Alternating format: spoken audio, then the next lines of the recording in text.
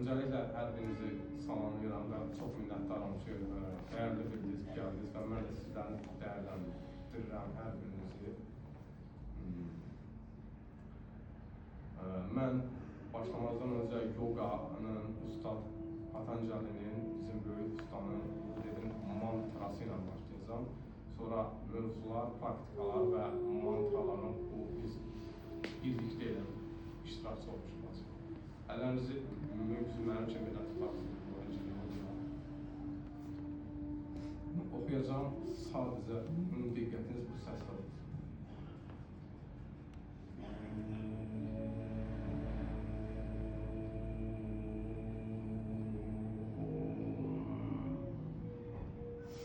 Yogena chittasya padena vacham mam sharirasya cha vaidyakenam Upakaruttam pravaram muninam Patanjalim Janjaliranatosmi Abahu Purushakaram Shankachakra Siddharinam Sahasrashra Samshvaitam Pranamami Patanjalim Om Shanti Shanti Shanti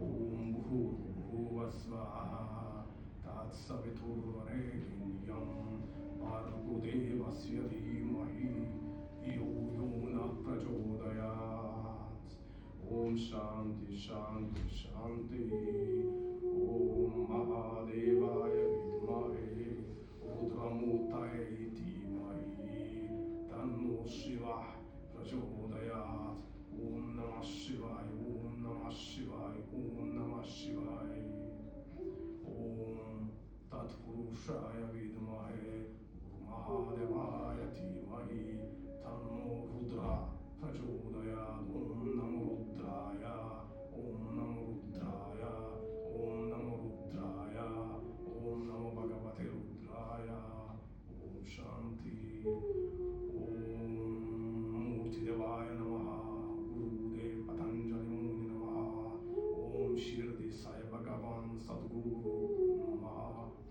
Om Shirdevasaya Vidmahe Satchitanandaya Dhimahi Tanno Sai Prachodayat Om Shri Shri Sai Namo Om Jai Jai Sai Namo Om Sadguru Sai Namo Om Namo Bhagavate Sai Namo Om Tat Sat Namadev Jai. Bu bizim ettiğimiz tənzimdir, ehtiramdır. Biz öz böyüklərimizə, ustalarımıza, bu yolu bizə kimlər ki, bəxş edib və biz bu gün burada oturmuşuq, onların ilahi mərhəməti ilə ki, yoga haqqında həqiqi tanışlığımız olsun. Mənim bu tədbirimin ismi də belədir, yoga haqqında həqiqi tanışlıq. Belə ki, düşünürəm ki, yoga Azərbaycanda çox yayılıbdır, yəni təlimlər və s. Bu çox sevindirici haldır. Fəqət mən həm də hiss edirəm ki, əslində gerçək yoga barəsində insanlar daha çox öyrənməlidir və bunun üçün gerçək cinanə, yəni bilik bizə lazımdır. Və bu gerçək biliyi bizə ötürən böyük ilahi şəxsiyyətlər qurularımızdır və biz bu yolun ardıcılları, fədailəriyik. Ona görə də biz toplaşmışıq ki, bu biliyi olduğu kimi öyrənək və başqalarına da öyrədək. Maarifçilik daim olmalıdır və bu təmənnasız edilməlidir. Praktikalar, təlimlər ola bilər, belə müəyyən bir simvolik qiymətlərlə olsun. Amma daim çalışın ki, Veda biliklərini, şastrik mətnləri, müqəddəs ilahi yoga kəlamlarını qətiyyən hansısa bir şeylər qarşısında bəxş etmir. Sadəcə sevgi və mərhəmətlə insanlara fəda edir. Bu bizi həm burada zənginliyə, həm də yüksək aləmlərdə ilahi moksaya, xilasa çatdıracaq əsas həvədir. Mən mantra oxuyub başlayacağım, söhbətimi. Tamam.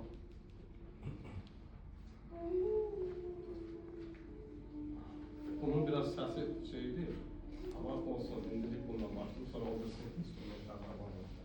İndi mən bir şey sizə deyim uşaqlar. Yəni, istər İstəsəz mənlə birlikdə oxuya da bilərsiniz, tərənnüm eləmək yaxşı idi. İstəsəz də ürəyinizdə ya diqqətlə məndə tuta bilərsiniz.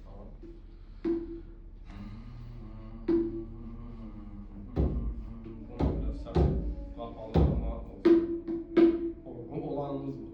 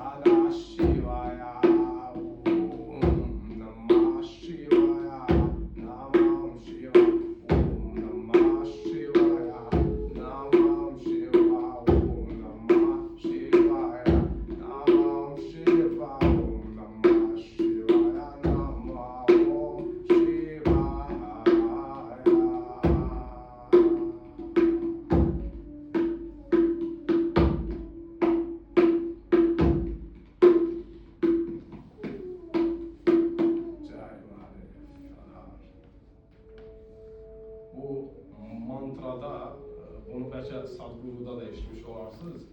İşa və Mahesha mütləq Shiva haqqında olan şeydir. Elə bir ki, tərifnamə kimi bir şeydir. Onun yəni böyük ucaldılması və yəni mədhiyyəsidir. Belə. İndi isə söhbətə başlaya bilərik. Bu söhbətdən sonra Kriya başlayacağıq. Birlikdə onu işləyəcəyik. Bu fondakı musiqi heç kimi narahat etmir ki, xoşunuza gəlir mi? Çox gözəl. Mən burada dostlarım var, onları salamlayıram. Yəni, burada Meri var, Turan var, Rəşad var. Mənim yaxından da tanış olduğum insanlar var. Hamısını salamlayıram. Çox təşəkkür gəldiniz. Burada məni yeni tanıyanlar var. Müsaada xanım, Zahidə xanım və s.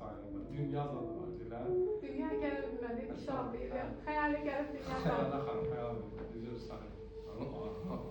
Adların bəzilərini də söyləyirəm, unutmuşam. Onlara da salamlayıram ki, çox təşəkkür edirəm. Mən sizlə tanışlığa şadam ki, yeni insanlar var. Həmişə də belə istəyirəm. Yeni insanlar olsun, tədbirlər olsun. Bir de yeni tanışlarından Serkan Bey var. Bəli. Üzrdə Sərxan bəy. Çox təşəkkür Sərxan. Hətta mənim tanıdıqlarımdan da birini unutdum. Xanım var burada. O özü də yoga təlimçisidir. Onu da çoxdan dostum tanıyıram. Çox minnətdaram. Deməli, mən özüm barədə qısa məlumat verəcəm ki, yeni insanlar tanısın məni biraz. Sonra artıq bizim öz mövzumuza başlayacaq. Deməli, əzizlərim, mən 2015-dən yoga ilə tanış olmuşam. Bunun biraz hekayəsi qəlizdir, uzundur deyə onlara da daxil oldular, amma 2015-dən yoga ilə başlayam. Mənim də öz axtarışlarım olub, fərqli dini təlimlərin içində olmuşam, yəni araşdırmalar üçün kənardan yox, birbaşa dinin içinə girmişəm. Bir çox dini təlimlərdə mən olmuşam. Ancaq İslamda yox, mən başqa da dini mövqelərin içində gedib, onları yaxından təcrübə eləmişəm ki, bu nədir də, mənim suallarım var. Əsəl üçün, mən kiməm, niyə bu dünyada varıq, Tanrı kimdir, xilas nədir? Ümumiyyətlə insan xilas ola bilirmi? İzrab niyə görə var? Sevinmək niyə var? Kədərlənmək niyə? Bu bütün dualistik, yəni ikili olan şuur halına aid olan bütün suallar sizdə olduğu üçün məndə də olub və bu axtarışlarımla yola çıxmışam. Daha sonra bütün yəni dini inancları hamısını tərk eləmişəm və yoqanı ondan sonra mən tapa bilmişəm. Sanki nələrsə tərk etməli idim ki, girsək yoqa çıxsın da sanki qabağıma və beləcə mən 2015-də yoqa ilə tanış oldum. O gün bu gündür davam edirəm. Mənim adım Şəmsəddin, əksəriyyət insan Şəms deyir. Bir də mənim Samati ismim var, o Cinamurtidir. İndi mən bunu da sizə səbəbini deyəcəm. Bizdə bəzi dərəcələr var yoqada. Siz o dərəcələri təcrübə elədikcə müəyyən bir sıfat ruhani ustadlarla rabitə əmələ gəlir, mistik bir rabitələrdir. O vəziyyətdə bu təcrübəmi başqa bir tədbirdə uzun izah edə bilərəm. İndi qısa gedirəm ki, əsas mövzuları danışacağım. O təcrübələrindən birində bu ismi əldə etmişəm, Cinamurti. Cina ruh deməkdir.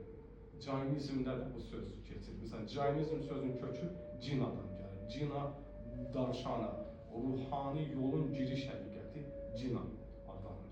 Murti isə məbud deməkdir, məbud. Cina Murti, yəni deyək ki, Rəbb mənim təcəllimdə məbuddur, ya da ki, ruhun məbədi. Hərfi tərcümə budur, ruhun məbədi. Bunun mənası odur. Mənim ruhani qurum Şirdi Sai Bhagavandır. Az əvvəl onu da biz burada yad etdik. Mən ehtiram göstərirəm. Sizlər sanskrit dilində bu mantra var. Və o Şirdi Sai Bhagavan da 20-ci əsrin əvvəllərində həyatda olub. İndi bədəni tərk edib ilahi həqiqət haqqında yaşayır. Bu yol silsilə olaraq ustad-şagird ardıcılığı ilə gəlir. Burada iki sfera var da. Biri var ki, məsəl üçün, mən bu dəqiqə sizlə danışıram, bir bu vəziyyətdə ilahi şaktinin ötürülməsi.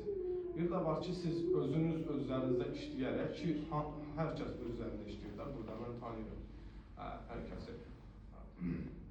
İstərsə həyat tərzi olaraq, istərsə yoga və s. başqa yollarla hamı özünü inkişaf etdirir.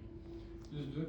Bu, bir də var ki, o vəziyyətdə sizlə hər hansı bir ruhani ustad elə sizə özünü göstərir. Buna təcəlli deyirlər, dirişdişak deyirlər sizə. Buna belə bir vəziyyət belə adlanır. Və siz beləcə o ustadın himayəsində olursunuz, o özü sizi istiqamət verir. Necə eləyəcəksən, nə cür edəcəksən, nə cür quracaqsan və s. İnsanlara necə ilahi həqiqəti çatdıracaqsan, ya da kimlərisə necə xilas edə bilərsən, o necə baş verə bilər. Bunların hamısını belə bir ruhani ustad sizə köməklik edir. Bu iki formada olur, az əvvəl açıqladığım kimi. Ya üz-üzə, ya da bax o birisi bir forma, mistik bir formatda. İndi bu yoldan danışacağım, bu yogadan biraz danışacağım. Yoga bundan 2400 il əvvəl Ustad Patanjali kimi böyük zat, böyük şəxsiyyət tərəfindən fəlsəfi terminologiya olaraq istifadə edilməyə başlandı. Yoganın tarixi çox qədimdir əslində, yəni 2000 ilə söykənmir. Mən bir gün sizə Veda mətnləri barəsində danışarım başqa bir tədbirdə, orada izah edə bilərəm. İnanın ki, milyon illərə zada bu gedir çıxır yoga, milyon illərə. Hətta yer üzündə hələ insanlığın toxumu səpilməmişdir. İnsanlar yer üzündə yox idi, başqa ruhani şəxsiyyətlər yoga ilə məşğul olurdu. Onlar bir başqa cür məşğul olurdu. Belə bizim kimi onların ehtiyacı yoxdur. Onlar başqa bir sferada yoganı təcrübə edirlər. Sonra insanoğlu dünyaya gəldi və yoga ustad-şagird ardıcılığı ilə insanlara ötürülməyə başlandı. Belə bir söhbət var, indi çox populyardır. İlahi kanal anlayışı var. O belə indi daha çox öz deyək ki, öz orbitindən çıxıbdır o anlayış. O bizə aiddir. Yogada o köklüdür o anlayış. O necə gəlir? Ruhani kontaktlar, necə insanlar xilasa çatır və s. Və beləcə yoganın şəcərəsi meydana gəlibdir. Ustad şagird hazırlığı. Biraz bundan bəhs edim. 20 min il bundan öncə görülən bir hadisədir. 4 dəfə uca Şiva deyilən bir şəxsiyyət var. Bu uca Şiva indi hələ bir cür anlayır da. Mən anlayışla qarşılayıram tanrının anlayışını. Məsəl üçün kimsə deyir ki, Hinduizmdə bu tanrıdır. O özü bilər. Yəni mən Hindu deyiləm, mən Qarabağlıyam. Mən heç maraqlıdır Hinduizm. Heç zaten əvvəldə də dedim, mənim nə dinin, inancım olmuyor. Belə şeylərə bağlı deyiləm. Mənə görə həqiqət ən uca inancdır. Tanrı elə mənim ən uca həqiqətimdir. Deməli, mənim din və inanc konsepsiyam Tanrı ilə bağlıdır. Başqa heç nə. Burada heç bir bağlılıq artıq yoxdur. Ona görə də mən Hindu deyiləm. Mənə bu maraqlı deyil. Hindular hansı cür baxır, özləri bilirlər. Biz nə cür baxırıq? Yoganın gözündə Şiva kimdir? Yoganın gözündə Şiva uca və ulu olan aydınlanmış şəxsiyyətdir. Yəni, necə biz aydınlanmağa çatırıqsa, o sadəcə aydınlanmış halda özünü göstərir. Yəni, biz deyək ki, sıfırdan çatmaq üçün onun təlimlərini istifadə edərək aydınlanırıqsa, o elə formada göstərir. O heç vaxt doğulmuyor, anadan dünyaya gəlmir. İsa'ya da bənzəməz. İsa ən azından anası vardır. Onun heç anası da yoxdur. Melchizedek adında bir rahib var. Bibliyada, onun ismi orada keçir, Bibliyada, Melchizedek. Məsələn, bu Melchizedek dünyaya məzur gəlib heç kim bilmir. Nə atası yoxdur, nə anası. Bilinmir, naməlumdur. Şivada da belə bir hal var. Bunun örnək üçün verilir. Və o Şivada da heçlikdən doğuş var. Belə bir şəxsiyyətdir. Deyir ki, mən ilahi heçliyəm, mütləqin özüyəm və heçlikdən gəlirəm, heçliyə də qayıdıram. Mənim heç bir tərifim, vəsfim yoxdur. Belə bir şəxsiyyətdən danışıram. İndi o 20 min il öncə özünü 4 dəfə insanlara göstərir, 4 dəfə. Və hər göstərişində yoganın yolu, 4 dənə yolu əmələ gəlir. Mən buna sizə bəhs edəcəm. 20 min il öncə göstərəndə ilk dəfə mən Şastra, yəni Şastra o deməkdir müqəddəs mətnlər. Mətnlərdən əldə etdiyim ilahi bilgilərə görə o Ripu adlı bir şəxsiyyət, onun arayışında olur. Ripu da belə sizin mənim üçün bir insandır. Yəni, aydınlanmaq üçün ustad arayışına çıxır və uzun arayışlardan sonra o Şivanı tapır. Bir dağda, Himalay dağında tapır və o görür ki, Mahadev, yəni uca, mütləq həqiqət Şiva gözünü biraz belə açıq formada oturur belə. Dərin samat edir, baxır bir nöqtəyə və titrəşmədən, zehin bir nöqtədə də, bax bu an, diyana, gerçək meditasiya bağlıdır. O vəziyyətdə baxır bir nöqtəyə. Ripu ona yaxınlaşır, ehtiram göstərir, ey uca Mahadev, mən sənin arayışında olmuşam, mənə xilas bəxş et. Yəni ilahi həqiqəti, nirvan bəxş et. Və Şiva gözlərini biraz açır, yəni bu tarixdə olan hekayədir. Gözlərini biraz açır, onunla danışmağa, kontakta girir. Danışaraq deyir ki, mən sənin gələcəyini bilirdim və indi ki gəlmirsən, mən sənə ilahi həqiqəti ötürəcəm. Və ona Şakti bəxş edir. Şakti bizim Kundalini yogada oyandırmağa çalışdığımız nüvədir. Bu elə bir nüvə mexanizmidir ki, bu oyananda insan aydınlanır.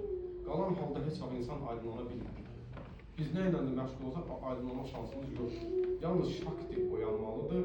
Yəni kimsə bizi oyada bilər o Şaktini, deyək ki, ustadlarımız.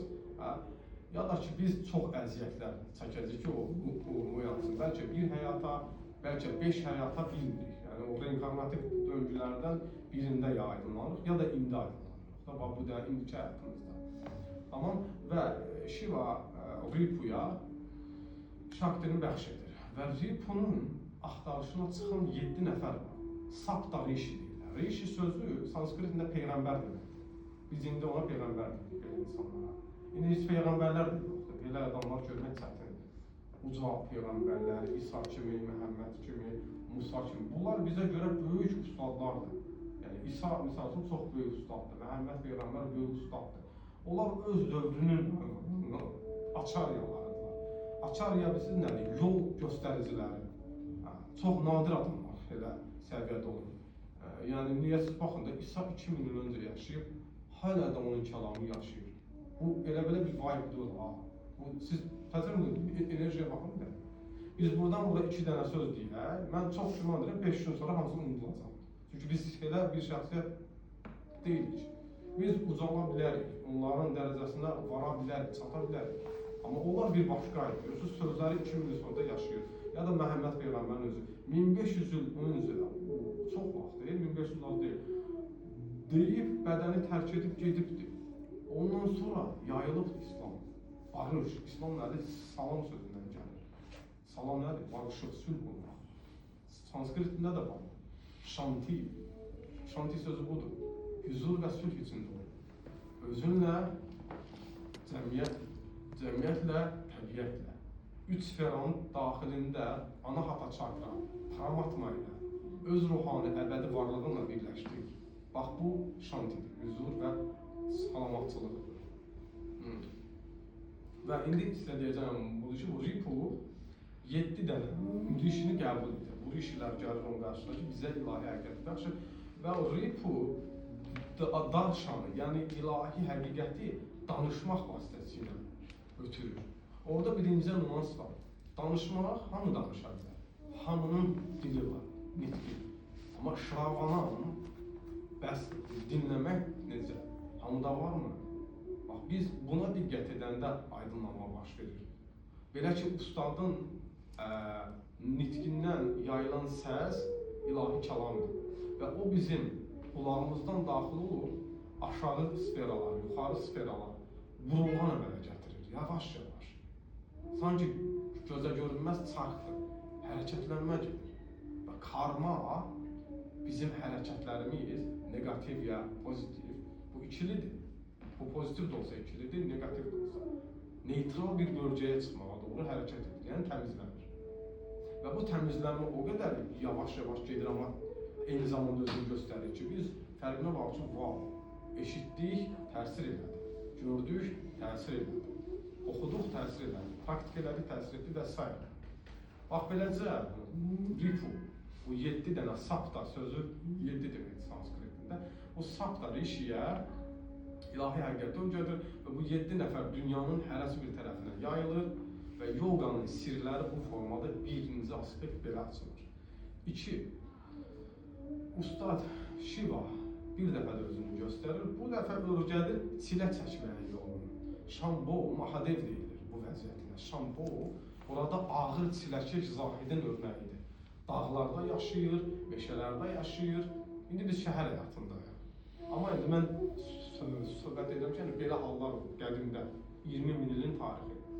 O gedir uzaq ucqar yerlərdə yaşayır, səhralarda falan filan və o onun yanına gələn bir neçə nəfərə Paşupati danışananı öyrədir. Paşupati özü də uca Şivanın isimlərindən biridir. Orada da bir neçə nəfəri aydınlatır və onlara necə çiləkeşliklə aydınlanmaq olar. Bu gün İslamda bu sufizmdir. Bax, bunun kökü gedir ona çıxır. Çünki Shiva, Mahadev Şambu ən uca və ən düzgün zahidliyi dərvişidir. Birinci, ilk dərviş odur. Oradan 2 hissə insanlar var. Kişilər Sadhu, qadınlar Satyiva, yəni dərviş və dərvişələr. Daha sonra isə növbəti bir vaxtda özünü göstərir. Bunların arasında interval var. 50 il, 100 il, 200 il intervalından Shiva belə-belə özünü göstərirdi. Növbəti intervalda Shiva özünü Siddhi kimi göstərir, mistik usta. Raja Yoga'nın sirləri oradan gəlir. Eşidirsiniz mi? Nəsə oldu? Və növbəti göstərişdə o özünü bir Siddhi sözü mistik möcüzə deməkdir. Bəzi ustalar Siddhilər göstərə bilir.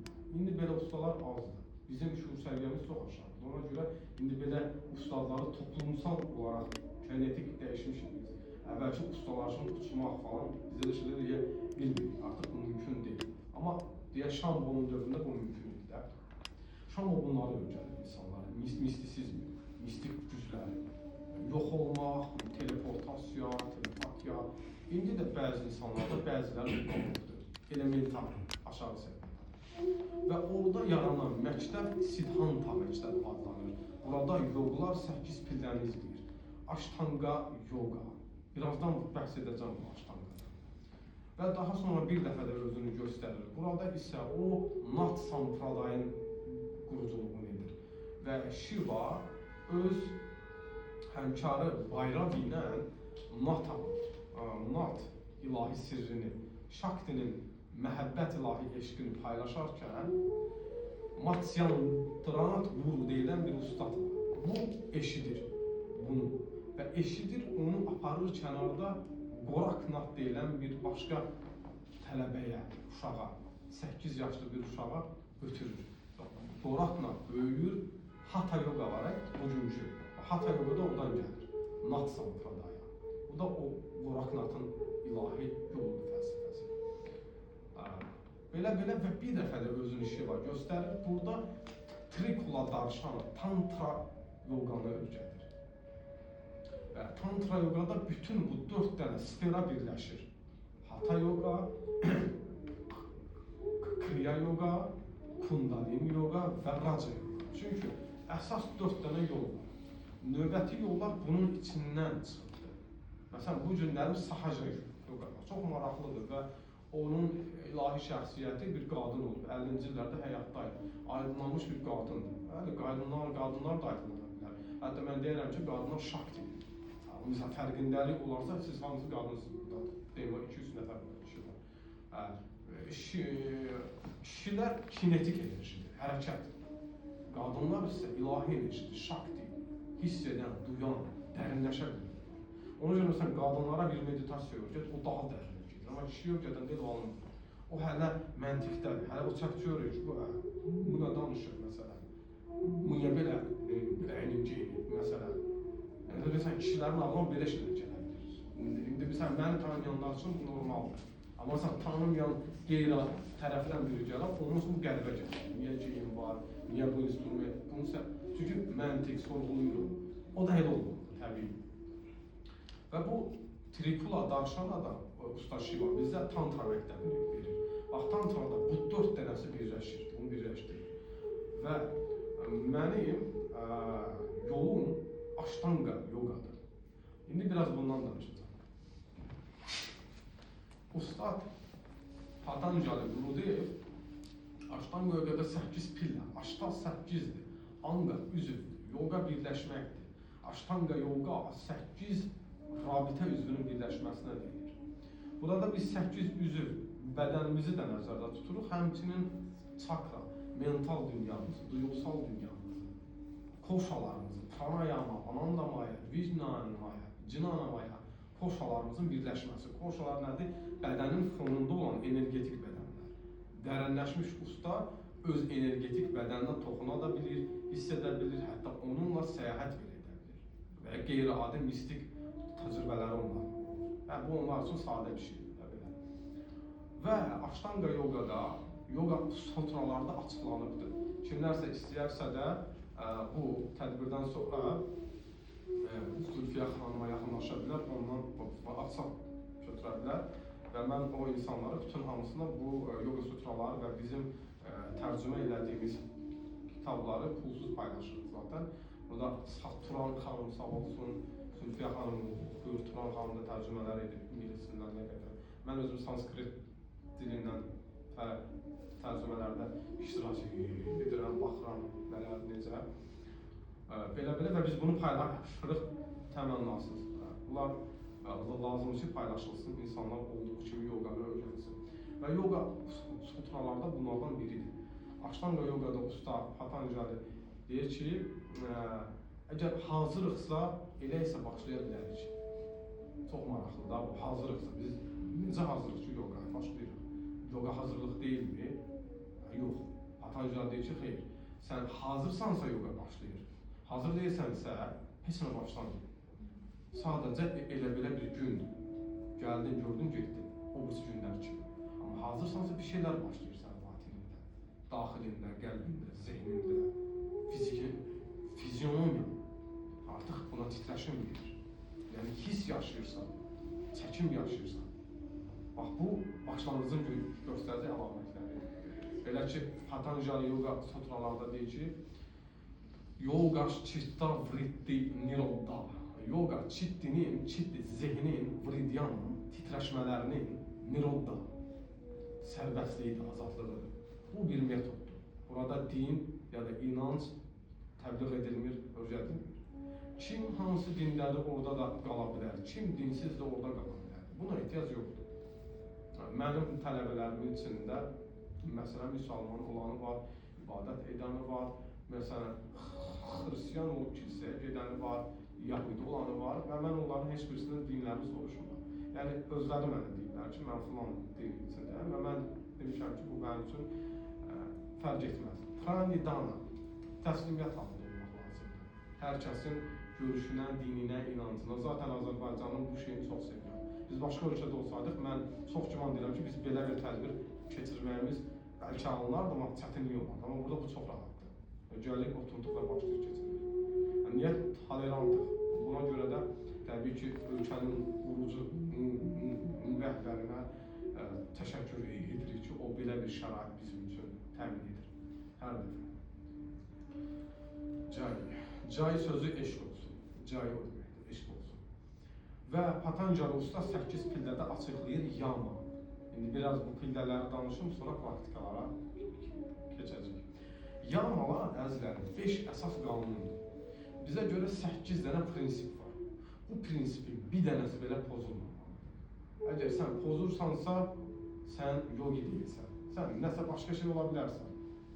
Amma yogi ola bilərsən, çünki pozdun. Pozursansa, qayıt. Necə? Meditasiyada diqqətin cəmlənir, itir, sonra qaytarsan. Cəmlənir, itir, sonra qaytarsan. Qaytar, haqq bir nöqtədə tutacaqsan o nöqtəni. Və orada paramatm özünü göstərəcək, nirvana artıq başlayacaq. Bu belədir, yoga belə işləyir. Yəni, yamalar, qanunlardır. 5 qanundan biri pozulursa, təzədən qanunu bərpa edir. Birinci qanun, ahimsa, himsa, zorakılıqdır. İnkardır. Zorakılığını inkar et. Himsa, zorakılıq etmə. Ahimsa, zorakılıqdan çəkin. Nə cür olur bu zorakılıq? 1. Özünə qarşı zorakı olma. Öz bədənivə qarşı, sağlamlığına diqqət et. Duyğularına, düşüncələrinə diqqət et. Zorakı olma. 2. Cəmiyyətə qarşı zorakı olma. Danışığınla, əməllərinlə, düşüncələrinlə, duyğularınla negativ olma. 2 budur. Cəmiyyət çox vacibdir. Yoga cəmiyyəti formalaşdıra biləcək çox yüksək bir gücdür. Mən onu sizə deyirəm, həqiqətən bu belədir. Necə böyük yogilər gəlib Amerikada hippiləri, necə bihuş edici maddələr qəbul edirlər, hippiləri qurtarıblar. Öyle baxırsan ki, vav da, bunlar heç anasının sözünə baxmır. Bir dənə ustaq gəlir ilə söylüyor ki, bu deyir ki, qoyur hər şey kənar, bunun yolunu gedir. Deyirsən, mənim yanımda ol. Mənim ilahi ustadım ol, rəhbərim ol, mən arxancam. Mən sənə aşıq olmuşam, sənin biliyinə, nə bilim də, bu iş və gücü verir. Birinci budur, yəni zorakılıq etmə. Özünə qarşı, ailəyə qarşı, cəmiyyətə qarşı, təbiətə qarşı. Təbiətə qarşı zorakılıq nədir? İstismarcılıq. Biz bugünkü gündə əgər müəyyən canlıları yeyiriksə, bu zorakılıqdır.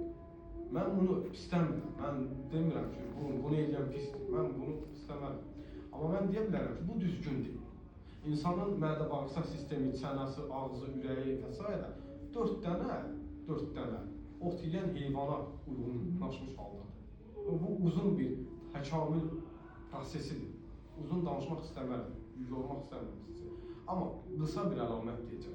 Ət yiyən canlılar suyu dili ilə içir, dodağı ilə içə bilmirlər. Alınmır. Dodaqları bir başqa cür, deyək ki, təbiət tərəfindən yaradılır.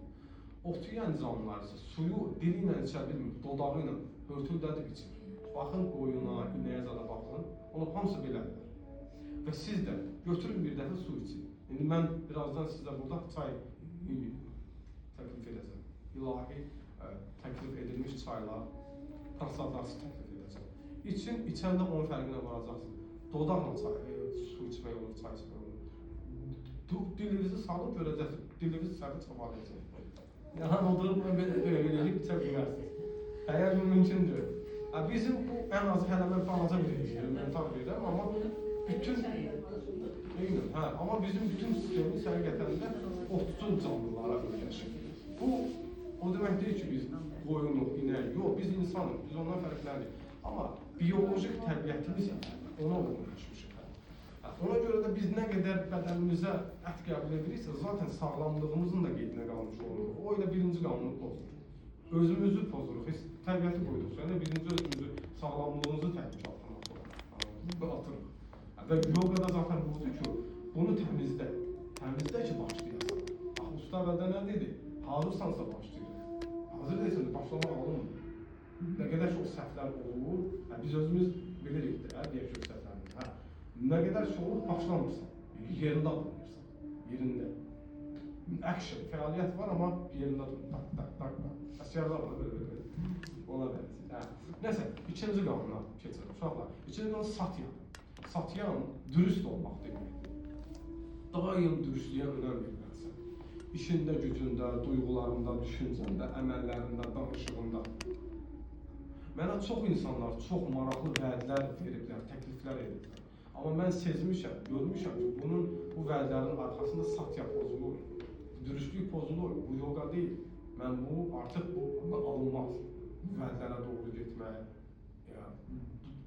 bu tip insanlarla dostluq, iletişim qurmaq, məsələn, əməkdaşlıq eləmək olmaz. Satya pozulur.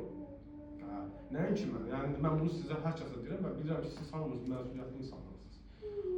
Satya, ikinci budur, özünə qarşı dürüst ol, ailəvə qarşı, cəmiyyətə qarşı və təbiətə qarşı. Daim dürüstlük. Üç, asteya, oğurluq etmə, heç vaxt etmə. Özündən, ailəndən, cəmiyyətdən, təbiətdən. Oğurluq bilirsiniz nədir? Sənin olmayan şeyi götürməkdə oğurluqdur. Bir də sənin olmayan şeyi almaq da oğurluqdur, pulla. Biz elə bilirik ki, deyirik, burada nə var ki, 6 dənə mən geyim alacam, onu saxlayacam. Niyə edirsən bunu? Yəni bu, aslında pozmuş olursan. Mənim əgər bir dənə çadarım var, bir dənə də dot edirlər buna. Dot, bir dənə, buna da kurtar. Bundan hərəsindən bir dənə bəhs edirsən, bura gəlib bunu geyinəbilirsən, suda bitdi. İkinci ehtiyac deyil. Ya da ikinci ehtiyac da o vaxt ki, sən istifadə edirsənsə, ya da 5 dənə var, bax 10 dənə olsun. Hamısını istifadə edirsənsə, olar. 100 dənə də ola bilər. Əgər hamısı istifadə edirsən, ola bilər də dəyişirsən, yuyursan, olsun geyinərsən falan. Düzdür, və yaxud da fərqli səbəblər üçün. Amma yox, birini istifadə edib qane edirsə, ikincini almaq olmaz. O ikinci pulla belə alsan belə bu artıq halallıq itir. Yəni burada həmin satya pozulur, özünə qarşı olan doğru dürüstlük, həm də asteya baş verir, hırsızlıq baş verir artıq. Bəlkə də onu gəlib başqası alacaq, sən aldın deyə orada yoxdur. Başqası gəlib ola bilir, sən edin. Növbəti nədir? Brahmacharya. Brahmacharya odur ki, əgər sizlər evlisinizsə, cinsel enerjini ehtiyatla xərcləyin. Usta Patanjali tamamilə buna qadağa qoyur. Yogada bu tamamilə qadağan edilməkdir. Cinsel güc, cinsel münasibət. Deyilir ki, bu normaldır, təbiidir, ola bilər. Hər kəsdə var, normal, hər kəs evlənə bilər, münasibətləri ola bilər, sevgilisi ola bilər, fərq etmədən ümumiyyətlə münasibət deyirəm. Ora mən ancaq evliliyi daxil eləmirəm. Bütün münasibətlər aiddir. Düzgündürsə bu münasibət, qarşılıqlıdırsa, ciddidirsə, burada artıq ruhani olaraq yəni bu qəbuldur. Bu 2 nəfər sevgili də olar. Hətta onların arasında xüsusi bir nicah mərasimi olmasa belə, əgər ciddidirlərsə, o ilahi məhəbbət varsa bir-birlərə qarşı, o çəkin varsa, ciddidirlərsə, o artıq qəbul edilir ki, amma yenə də nə deyilir? Cinsi enerjini çox tez-tez xərcləməyin, az-az xərcləyin. Əgər çox temperamentlidirsə insanlar, yaxşıdır ki, həftədə, məsələn, deyək ki, 3 dəfə edirsə, 2 dəfə də satsa. 2 dəfədirsə, 1 dəfə. Bu yavaş-yavaş tərbiyələnir. Birazdan mən bunu bəhs edəcəm, bu cinsel güc arxaya qaytaranda nələr olur. Biz Kriyada bunu bilirik. Mənim narıncı yeyməyimin birazdan səbəbini sizə açıqlayacağım. Mən niyə narıncı yeyirəm? Bu odur, Brahmacharya. Yəni, qətiyyən qeyri sevgi dolu olan qeyri-sevgi. Yəni, sevgi yoxdur, prosto dəqiqəlik, anlıq münasibətlər. Bu olmaz. Bu qətiyyən qadağandır. Bax, bizə görə əxlaqsızlıq budur. Qeyri-ciddi olanlar, qeyri-evli, qeyri-ciddi. Hamısı əxlaqsızlıq şeyindədir də, mövqeyində. Amma sevgi varsa, burada rəsmiyyət olmaya da bilir bəzən. Amma yenə də onlar bir-birinin ilahi məhəbbətlərlə bu çox normaldır. Və sonra sonuncu aparigrahadır, 5-ci qanun. Aparigrafa odur ki, nə qədər lazımdır o qədər götür. İstifadə et, artıq istifadə edəlim. Bu nədir? Məsələn, mənim bugün bir çörək almağa ehtiyacım varsa, ikincinin almamalıyım. Bu biraz astı ya, hırsızlıq etmə, oğurluq etməyə də bənzər. Amma aparigrafa biraz başqa cürdür həm də. Yəni, ayağı bu yorğanlığa görə uzaq bizdə var, deyil. Həmin deyimin tam üstünə düşür. Aparigrafa, götürməməkdir. Bir şeyləri təbiətdən, cəmiyyətdən nə qədər olsun əlavə götürməməlisən. Bu 5 qanun bax budur. Növbəti 5-lini də anlatıram, sonrası zaten artıq qanunlar deyil, praktikalardır. Növbəti 5-li də öhdəçiliklərimizdir. Biz öhdəçilikimizdə olan bir şeylər var yoqada. Buna deyilər niyam, niyam və pada fəsildir. Niyam, öhdəçiliyimizdə olan mövzun bəhsi. Bu birincisi, odur ki, Santoşa qəbul et hər şey, olduğu kimi. Gələni geri göndərmə, qəbul et. Gedəni də geri qaytarılır, o getsin. Yəni, təslimiyyətə bənzər bir şey, Santoşa, xoşbəxtliklə qəbul et, sevgi ilə qəbul et. 2. Savuçya, təmiz qal. Bədənini daim təmiz tut, duyğularını, qəlbini təmiz tut, düşüncələrini təmiz tut. Savuçya budur. 3. Suvat yayla, daim təfəkkür içində ol. Kimi? Rəbbi, Tanrını təfəkkür et. İlahi mətinləri oxu, onun üzərində düşün. Burada nə deyilir? Mən niyə, məsələn, bunu oxuyuram? Burada nə verir? Nə məna var? Batini nədir? Hikməti nədir? Müdürçülüyü nədir bu? Buna deyir Suvat yayla. Manana, daim Rəbbi düşün. Manana budur. Sımarana, daim Rəbbi xatırla. Ondan başqa heç kimi xatırlamamağa çalış. Əslində xatırlanması yeganə möcüzə, cəlbedici olan odur. İşa, uca olan Rəbb, İşa. 3. Şravana, dinlə. Onunla bağlı olan sözləri dinlə, eşit, bu faydalıdır. Bu bizi təmizləyir qarşıda. Dinlə onu, Şravana, dinlə. 4. Kirtana, mantralar, tərənnüm edə. Kimsə sufizmdə müxtəlif səslər oxuyur. Məsələn, Allah, Allah, la iləhə illallah. Bizdə də mantralar, zikirlər, mantra odur. Mantralar, tərənnümlə Rəbbi xatırlayır. Bax, bunlar, mananam, onu düşün, Smaranam, onu xatırla, Şravanam, onun haqqında söhbətlərə qulaq as və Kırtanam, onun tərənnümlərini et ya da onun tərənnümlərinə qoşul. Birazdan biz bunların hamısını edəcəyik. Bax, bu nəyi danışır? Svadhyayam danışır. Növbəti İşvara, Pranidana. İşvara, eşitmişsi Sehli xanlığı. Amaravati, Chandrika. Nice, o sözlərin tam sanskrit dilində. Amaravati'nin də Chandrikan, bunlar hamısı mənaları var. İşvara, uca olan Rəbbi. Varam, nəzarət edir deməkdir. Varam, İşvaram, ali, işam, ali, uca. Varam, nəzarətçi, baxan, görən, əli müşahidəçi. Belə şey var, hər şey görən göz. O biraz səfsətədir. Boş bir şey, vidya, o cəhalətdir. Gerçək budur, vidyam, elm. İşvaram, Rəbbin görən gözü. O daim mənim gözümdən sizə baxır, sizin gözünüzdən mənə. Görürsünüz da necə başlayır bu proses. Bax, buna deyilər işvaram anlaşır. Yəni, o daim nəzarətdədir. Canlıların gözünə bizə baxır. Təbiətdən bizə, bizdən təbiətdən. Wow. Özündən özünə lila, ekstazi, ləzzətli bir şirin oyunun içindədir. Biz fərqində deyil. Öz fərqindəliyimizdə zaten varanda ego əriyir, o çıxır üzə. Deməli, biz yoxuq, o var. Bax, bu ən uca məhəbbət vaxtdadır. Məhəbbətin yox. Buna deyilər işvar anlayışı. 4-cüydür, növbəti bir qaldı. Yadıma salmağa çalışıram. Nəyi saydım? Santosha, Saoçyam, Svadhyaya, İşvara, biri də var idi. Tapasya. Tapas, sanskritlə sürtünmə, müqavimətdir. Məsələn, mən belə edəndə nə başlayıb? Sürtünmə. Həm də istilənmə, əllərimizi sürtəndə istilənir. Özündən özünə müqavimət göstərir. Bu necə ola bilər? Kim özündən özünə müqavimət göstərə bilər? Bu nə tür başlayır? Nəfsinlə mübarizə. Nəfsini boğmaq yox. O mübarizə savaşmaq deyil. Zaten ona savaşmaq ehtiyac deyil. Onu qəbullanır, onun hərəkətlərini yönləndirmək, onunla oynamaq maraqlıdır. O nə istəyir, siz nə istəyirsiniz? Wow, çox maraqlı şeylərdir. Şirindir, çox ləzzətlidir bu oyunlar. Tapasyan budur. Nəfsinlə oyna. Onun ilan kimi hərəkətini izlə. O hara gedir, sən onu necə döndərə bilərsən. İlana, bilirsiniz bir dənə ilanın maraqlı xüsusiyyəti var. İlana yuvanı açmırlar, yuvanı göstərirlər. Bilirsiniz onu? Özü olur, geri baxır olur. Çox maraqlı şeydir o. İlana heç vaxt heç kim yuvanı hazırlaya bilməz. Nə, düzdür, biz heç birini belə götürüb şəhərdə durub tutub onu oynamırıq Hindistandakı kimi, amma mən bilirəm ki, bu belədir. Onun həyatını öyrənmişim, heyvanları sevirəm, ona görə. Biraz onlara maraqlı, xüsusən də sevdiyim heyvan ilanzatdır.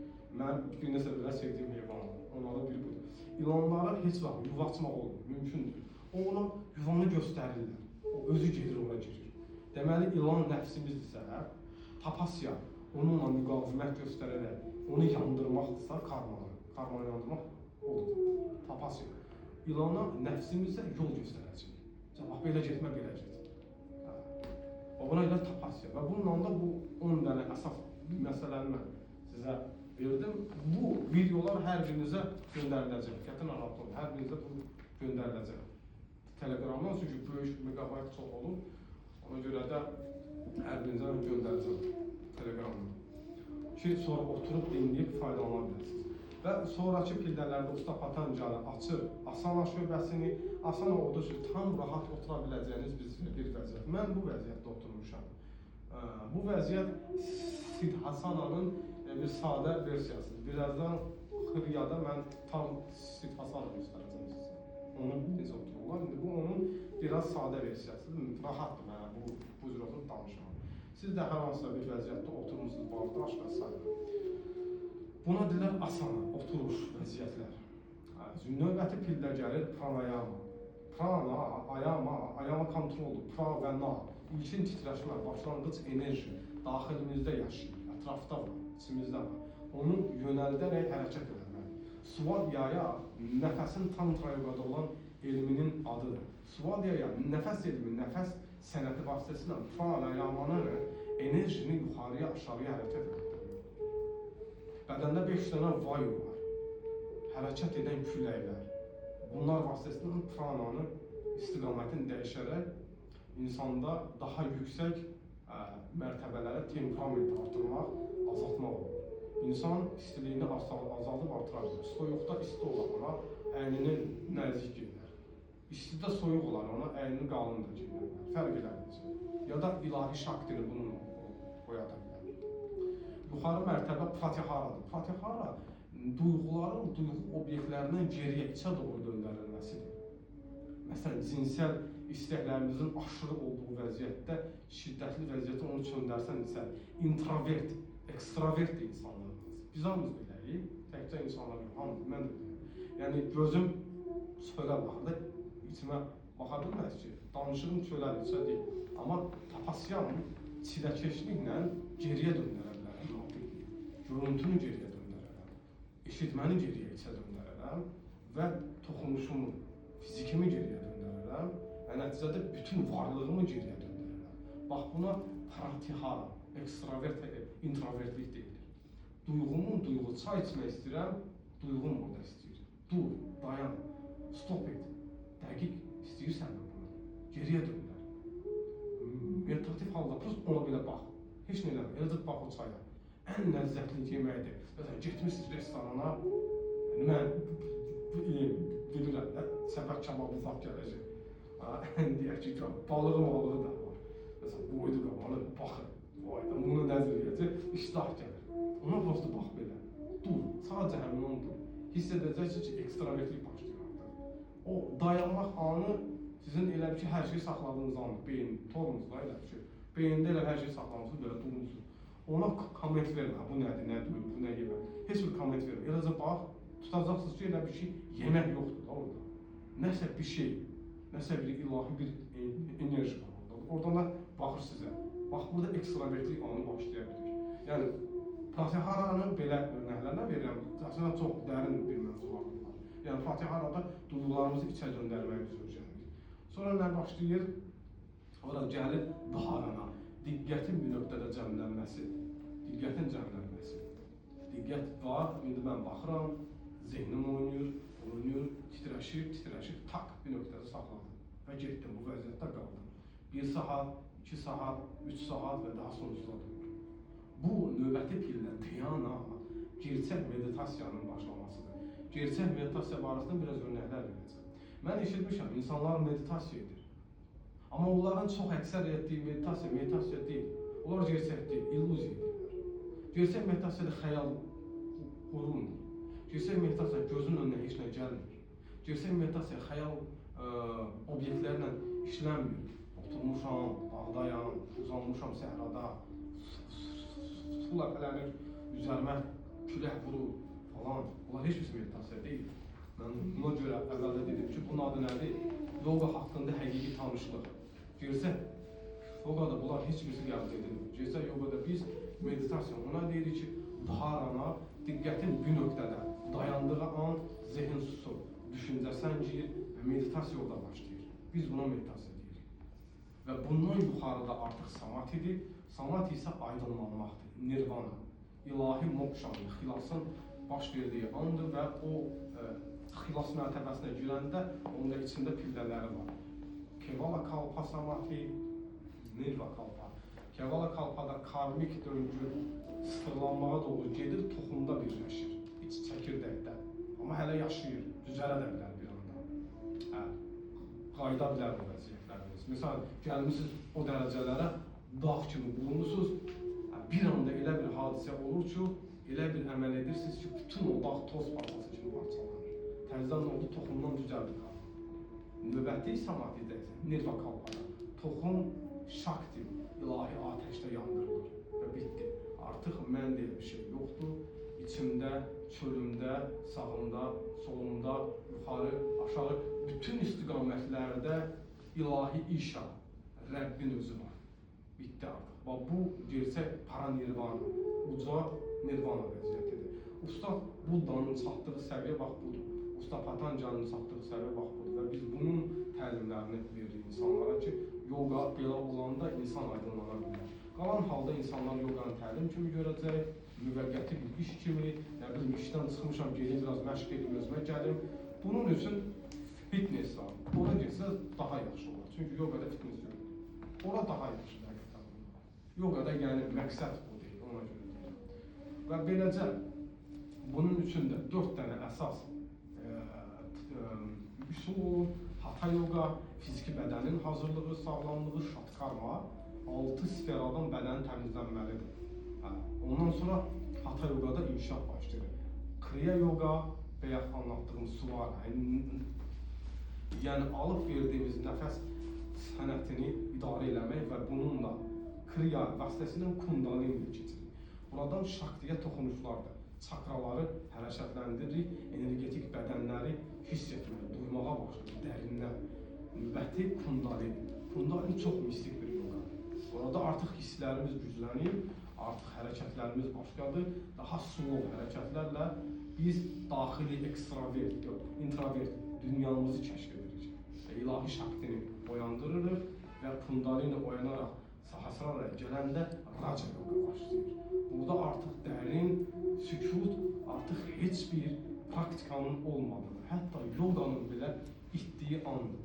Yəni artıq mən ibadət etmirəm, səcdə etmirəm, sitayiş etmirəm, yoga etmirəm, praktika işləmirəm, meditasiya etmirəm, sadəcə qalmışam. Bax, bu vəziyyət ən dərin raca budur. Burada oturdum və qaldım.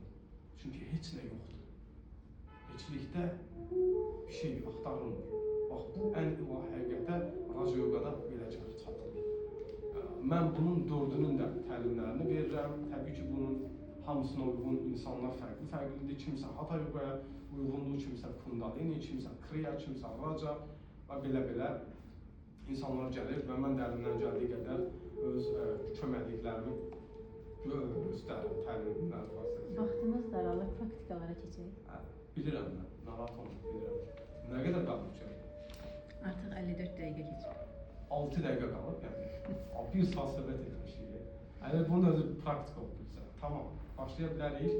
Amma mən gərək doğrudan ki, bir dənə söz, Aysel xanım, siz buradasınız? Burada deyil.